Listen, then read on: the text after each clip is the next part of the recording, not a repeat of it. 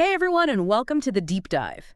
You know how it is? Sometimes you need to get up to speed on something super fast. Sometimes you're prepping for a big meeting, or maybe you're just curious. That's us. We love to be curious, Well, get ready to dive deep into copyright law. especially in our digital world. Seriously, we have a mountain of sources to get through articles about Creative Commons licenses. Wikipedia excerpts on U.S. copyright law. Even blog posts about how this thing called metadata is apparently the key to protecting your work online. We're going to break it all down for you. Don't worry. Okay, so first, what is copyright even trying to do? It's really about encouraging creativity How so? by giving creators control over how their work is used. You know, imagine you poured your heart into a song or a painting or even a piece of software. Yeah, totally. Copyright is what lets you decide how the world interacts with that creation. Like, you get to set the rules of the game. So people can't just copy it and make money off your hard work? Exactly. That's the idea. So how does copyright actually define what it protects? It can't be everything, right? You're right. It has to be an original work of authorship. That's the legal term. Original. The key word being original. Basically, if you created it and it's fixed in some tangible form, written down, recorded, painted, whatever, it's probably protected. Interesting. And here's something a lot of people don't realize. You don't have to go through some big registration process or put a copyright symbol on it. Protection is automatic. Right. From the moment you create something original, it's yours. That's cool. So what about ideas? Let's say I have this awesome idea for a time travel movie, but with a talking cat. A talking cat. I'd watch that. Right. Can I copyright that idea itself? That's where it gets a little tricky. Copyright protects the expression of an idea, not the idea itself. It's called the idea-expression dichotomy. It's a mouthful, I know. Okay. Think of it like this. Two people could write very similar superhero stories, but the way they tell the story, the characters they create, the specific details, those are all unique expressions that are protected. So what about facts?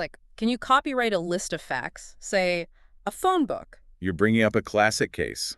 That actually went all the way to the Supreme Court Vice Publications versus Rural Telephone. It was about phone books, believe it or not. No way, really? Yeah. And the court said that simply compiling facts isn't creative enough for copyright protection. There has to be some originality in how you select and arrange those facts. So a phone book, with its simple alphabetical list, wasn't protected. So you can't just copy and paste information and call it yours? Nope. You need to add your own creative spin to it. Okay, that makes sense. Yeah. But let's talk about the internet for a second. It's made it ridiculously easy to copy and share pretty much anything. How does copyright even work in the digital age? It's definitely a challenge, but the basic principles of copyright still apply. Okay, good. In the U.S., at least, you have 6 exclusive rights when it comes to your copyrighted work. It's like having 6 tools in your copyright toolbox to control how your work is used. 6 tools. Lay it on me. What are they? Okay, first up, you have the right to reproduce your work, meaning you can make copies of it, duh. Right. Second, you can create what are called derivative works, like a movie based on a book or a translation into another language. So fan fiction could be a problem. Potentially, yeah. Which is why it's always best to check if the original creator has guidelines for that kind of thing. The next right is distribution. You get to decide how your work is shared, sold, or rented. You're in control. Okay, I like being in control. What else? Then there's the right of public performance. So think concerts, plays, or film screenings. You get to control when and where your work is performed for an audience. Gotcha. But what about when someone streams a song online or shares a photo? Does that count? Totally. That's where the rights of public display and digital transmission come in. Mm-hmm. Public display is anything presented visually, online, or offline. And digital transmission is specifically for sound recordings. So streaming music. Exactly. Okay, so we've got reproduction, derivative works, distribution, public performance, public display, and digital transmission. You got it. 6 rights, lots of control. But what if I actually want people to use my work, freely? What if I want to inspire others or collaborate? That's where Creative Commons licenses come in. Ooh, yeah, I read about those. What's the deal with them? They basically offer a standardized way to give others permission to use your work. Without, giving up all your rights. Exactly. It's about finding a balance. Yeah. You retain some control, but you're making it easier for people to use and share your work legally. Awesome. So how do they work? It's like a menu of options for creators. Right. There are 6 main licenses. 6, okay. And they range from super permissive to more restrictive. The most permissive one is CC BY, stands for attribution. Yeah. Basically, anyone can use your work, even commercially, as long as they credit you. So they can even make money off of it. Yep, as long as they give you credit. Yeah. It's like you're saying, go ahead, use it, share it, remix it, even make some cash, but just make sure people know I'm the one who made it in the first place. I like that. Yeah. What about the other licenses? So the next one is CC BY-SA Share Alike. It's similar to CC BY, but it adds a requirement that anything created from your work has to be licensed under the same terms. So it kind of keeps the sharing chain going. Exactly. It's about fostering a culture of openness and collaboration. Okay, so what about licenses that don't allow commercial use? We've got those two, CC, BYNC, Attribution Non-Commercial. People can use the work, but not to make money. It's great for educational resources or artwork for nonprofits, that sort of thing. Then there's CC-BY-NC-SA, which combines non-commercial with share alike. So still free to use and adapt, but no profiting off it. And any new creations have to use the same license. So you're encouraging sharing and collaboration, but keeping it within the nonprofit world. Exactly. Then we have licenses that limit how the work can be changed. Oh, interesting. Like CC-BY-ND, no derivatives. People can share it, even sell it, but they can't change it. And finally, there's CC-BY-NC-ND, no derivatives, non-commercial. Share it as is, no changes, no profits. So it's like, here's my work, take it or leave it. Pretty much. And then, of course, we have CC0, the public domain dedication. This is for creators who want to give up their copyright entirely and dedicate their work to the public domain. Wow, completely free for everyone to use. Exactly. Yeah. No restrictions whatsoever. It's like saying, this is for everyone. Go wild. So how do you choose the right license? It's a lot of options. It depends on your goals as a creator. Think about why you're sharing your work and what you want others to do with it. Do you want to encourage adaptations, allow commercial use, or keep things more controlled? Once you know what you want, picking the right license is much easier. Okay, that makes sense. One more thing about these licenses. Shoot. They're irrevocable, right? Like no takebacks. That's right. Once you choose a Creative Commons license, it sticks. So choose wisely. Got it. Okay, so Yeah. now let's talk about metadata. What exactly is this thing? It's basically data that describes other data. Think of it like a digital fingerprint for your creative work. A fingerprint. Cool. Yeah, it can embed ownership details right in the file itself. But isn't a copyright notice enough? A copyright notice isn't actually required, but adding metadata with your name, creation date, and copyright statements clearly establishes your ownership if there's ever a dispute. So it's like extra proof, just in case. Exactly. It's better to be safe than sorry. Right. Right. But how does metadata actually help with copyright enforcement? I mean, especially online. Well, think of it like this. Metadata makes digital watermarking and content fingerprinting possible. So if someone tries to steal your work and share it without permission, the metadata can be used to track it down. So it's like a digital detective. Exactly. It can even trigger automatic takedown notices. Pretty cool, huh? Whoa, that is cool. Now, in the research you've done, there's mention of specific metadata standards like XMP and IPTC. What are those all about? Those are basically standardized ways of organizing and formatting metadata. So XMP, which stands for Extensible Metadata Platform, is like a universal language for metadata. It's super flexible and works with all sorts of file types. So no matter where your work ends up, the metadata goes with it. Exactly. It's like a digital passport for your work. Okay, and IPTC. IPTC Core is specifically designed for images, so it's used a lot in news and stock photography. It lets you embed all sorts of descriptive information like captions, keywords, and of course, copyright details. Okay, this is all super helpful, but honestly, managing all this metadata sounds a little overwhelming. Any tips? Well, the key is to be consistent. Use standardized schemas and stick to best practices. That way your metadata makes sense across different platforms and systems. So like, don't just make up your own system. Right. It's better to use established standards and keep detailed records of your metadata and any changes you make. Think of it like building a strong case file, just in case you ever need to prove ownership. So stay organized, use the right tools, and document everything. Exactly. Metadata isn't a set it and forget it kind of thing. You need to stay on top of it and keep it updated. Okay, got it. But what about tools? Is there anything that can make this whole metadata thing easier? I mean, it seems like a lot. That's where automation and AI come in. AI can actually analyze your work and automatically generate metadata for you. Whoa, seriously? Yep. It's like having a digital assistant who takes care of all the tedious stuff. That's amazing. But what about actually monitoring your work online? The internet is huge. How can you possibly keep track of everything? That's where AI-powered monitoring systems come in. They're like digital watchdogs that can scan the internet for your work and flag any unauthorized use or attempts to mess with your metadata. So they're like constantly patrolling the internet looking for trouble. Exactly. And the best part is, they can do it on a scale that would be impossible for a human. It's like having a whole army of digital detectives working for you. That is mind-blowing. Okay, we've covered so much ground already. We need a break to process all this information. Definitely. When we come back, we're diving even deeper into this whole metadata thing. Stay tuned. Welcome back to the deep dive. We're ready to uncover more about metadata and why it's so important for creators like you. All right, so we know metadata is like a digital fingerprint for your work. It embeds all those important ownership details right in the file itself. But I'm curious about the different types of metadata. Ah, good question. It helps to think of metadata in three main categories. Okay, I'm listening. First, there's descriptive metadata, which, as the name suggests, is all about describing the content itself. So like title, author, creation date, that kind of stuff. Exactly. Ah. And keywords that describe what the work is about, even captions that provide context.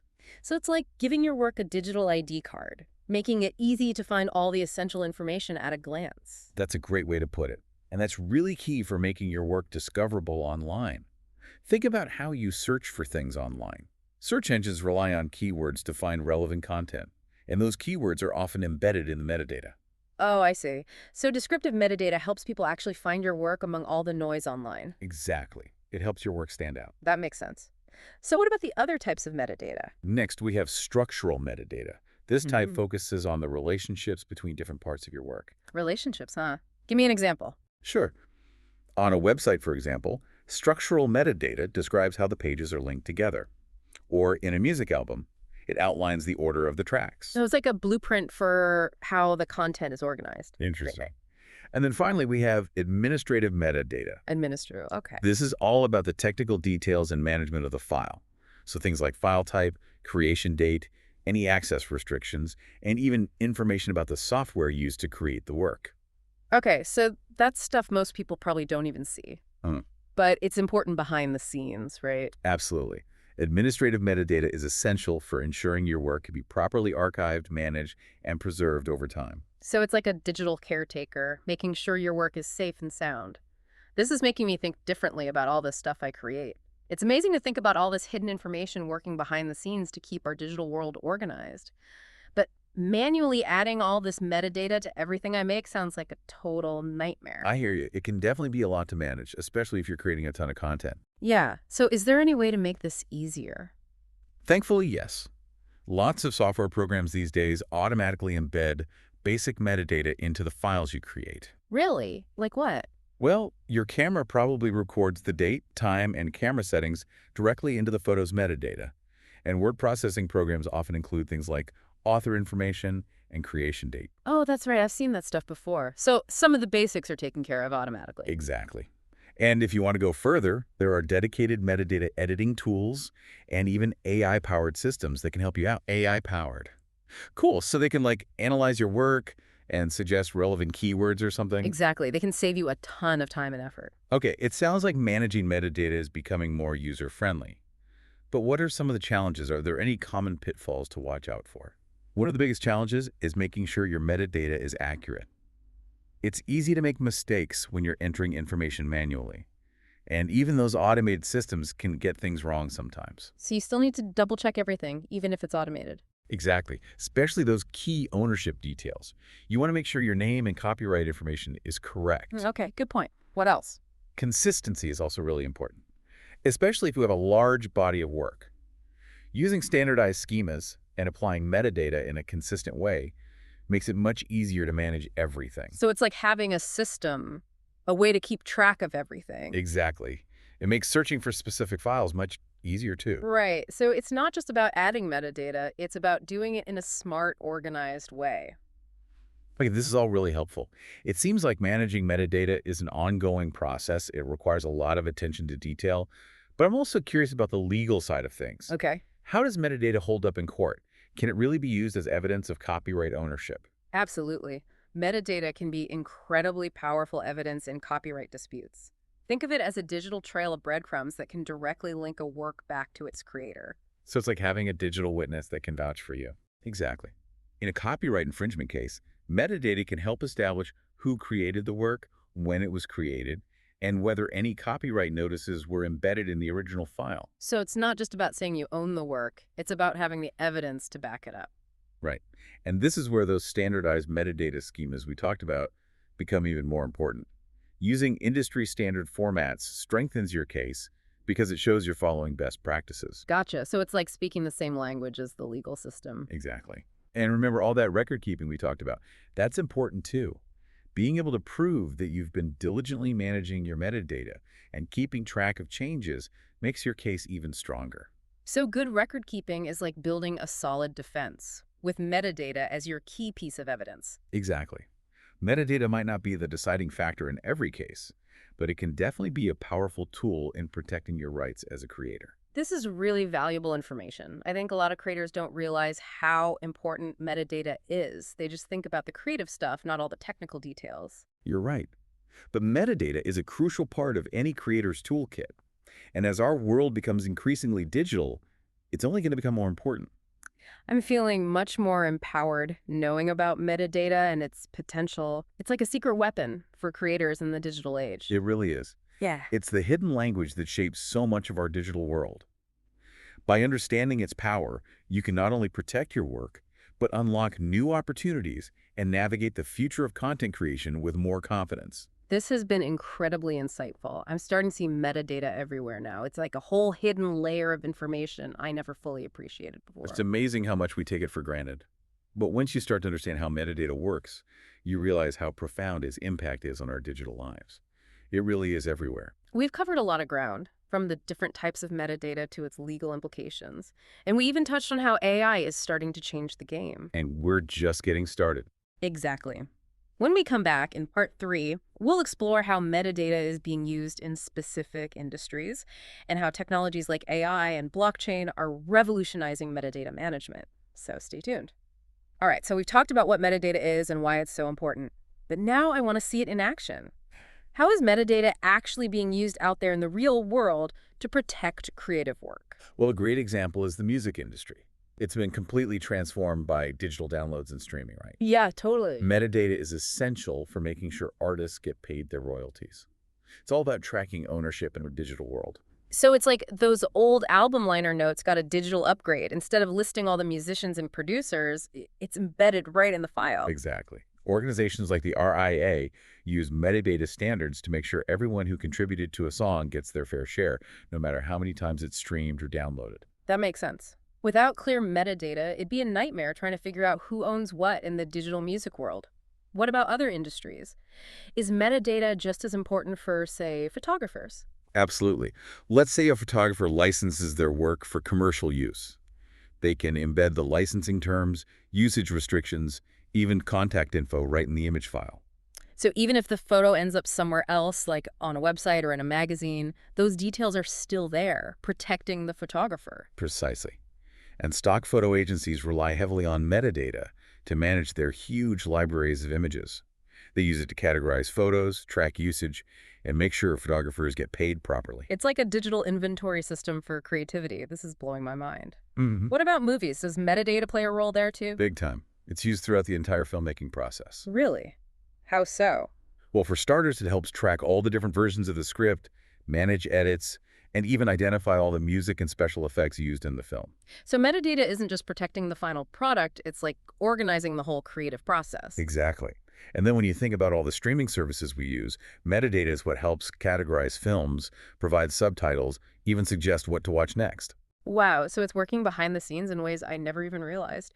Okay, so metadata is like the unsung hero of the entertainment industry. But what about the future? We talked about automation making things easier, but where do AI and blockchain fit into this whole metadata picture? That's where things get really interesting. AI has the potential to revolutionize how we handle metadata completely. Really? How? It can analyze a piece of content and automatically generate incredibly accurate metadata, saving creators tons of time. Wait, so instead of me like tagging photos or writing descriptions, AI can do it for me? Exactly. Imagine AI listening to a song and instantly knowing the instruments, the genre, even the mood and lyrical themes. And as AI keeps getting smarter, we can expect even more sophisticated metadata capabilities. That's wild. What about blockchain? How does that play into all of this? Blockchain basically offers a way to store and verify metadata in a way that can't be tampered with. Think of it like a digital notary that guarantees the information is legit. So it's like a digital seal of approval, making sure no one can mess with the metadata without everyone knowing. Exactly. Combine that with AI-generated metadata, and you've got a crazy powerful system for copyright protection, content tracking, royalty management, the whole nine yards. It's like having a digital fortress protecting your creative work. AI builds the fortress, and blockchain makes sure it's impenetrable. I love it. It really has the potential to change how we think about managing and protecting creative work in the digital age. This is so exciting. It feels like we're on the edge of something huge for creators. Technology is becoming more and more important. It really is an exciting time to be a creator. Understanding metadata and all its potential is essential if you want to thrive in this new landscape. I'm leaving this deep dive feeling super inspired and informed. Metadata might be invisible, but its impact is undeniable. You got it. It's the secret language of the digital world. And by understanding its power, creators like you can protect their work, find new opportunities, and help shape the future of creativity. It's really empowering. Absolutely. This has been an amazing journey. We've covered so much, from copyright basics to the complexities of metadata and its role in various industries, and even its mind-blowing potential for the future. It's clear that metadata isn't just some technical detail. It's fundamental to how our digital world works. It really is. It's the invisible force that connects creators and consumers, helps protect creative work, and makes it possible for us to navigate this crazy digital world. And as we create more and more digital content, metadata is only going to become more important. No doubt about it. So as we wrap up this deep dive, I want to leave you with this. Don't underestimate the power of metadata. It's more than just data about data. It's the key to a more organized, secure, and equitable digital future for everyone. So keep exploring, keep creating, and make sure your metadata is working for you. Thanks for joining us on the Deep Dive.